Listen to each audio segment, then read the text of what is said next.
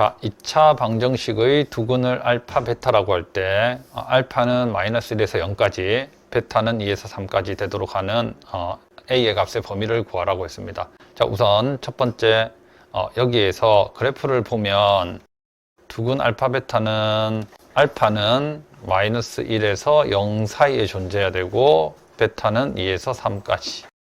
우선은 A 값의 범위를 모르는 상황입니다. A가 양수인지 음수인지. 그래서 우선 양수라고 가정한다면 이런 모양이 돼야 되고, 그 다음에 음수라고 가정한다면 이런 모양이 될 겁니다. 자, 그럼 여기서 우리가 이제 식을 만들어내야 되거든. 식을 만들어내는데 잘 보세요. 자, 이렇게 우선 양수라고 가정하면 여기를 fx라고 합시다. 이 식을 fx라고 한다면 우선은 마이너스 1을 넣었을 때는 f-1은 여기는 음수가 돼야 되지, 양수가 돼야 되지, 맞지? 얘가 양수가 될 겁니다. 그 다음에 F0은 음수가 되고, 그 다음 F2도 음수가 되고, F3도 뭐가 된다? 양수가 됩니다. 됐지? 자, 그리고 중간에 있는 수를 대입해서 음수로 만들었지? 그러면 판별식이 쓸 필요 없습니다. 마찬가지. 그러면 위에 그래프를 보면 부호가 다 어떻게 돼야 돼? 얘랑은 반대로 돼야 되지. 위의 식이랑은 다 반대로 위에서 만나야 되고 아래에서 만나야 됩니다. 자, 그러면 1번 케이스랑 2번 케이스를 얘를 다 따로따로 풀 것인가?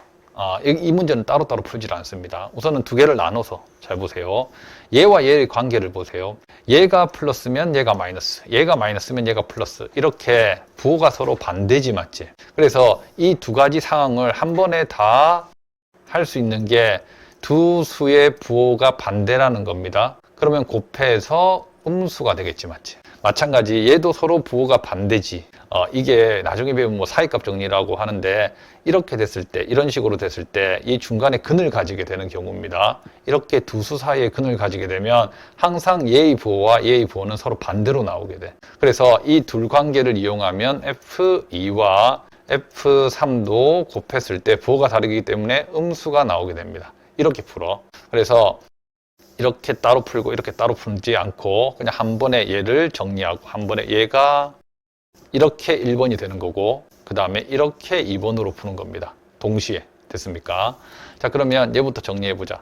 자, 마이너스 1을 대입하면 A, 마이너스 1 대입하면 2, 그 다음에 A 마이너스 2 해버리면 2A이고 얘는 없어진다, 맞죠? 그래서 얘가 2A가 되고 0 대입하면 A 마이너스 2가 되고, 그래서 A는 0보다는 크고 2보다는 작다. 됐습니까? 그 다음 두 번째 상황은 F2는 여기 4A 마이너스 4A 마이너스 2가 되지, 맞지? 2 대입한 겁니다.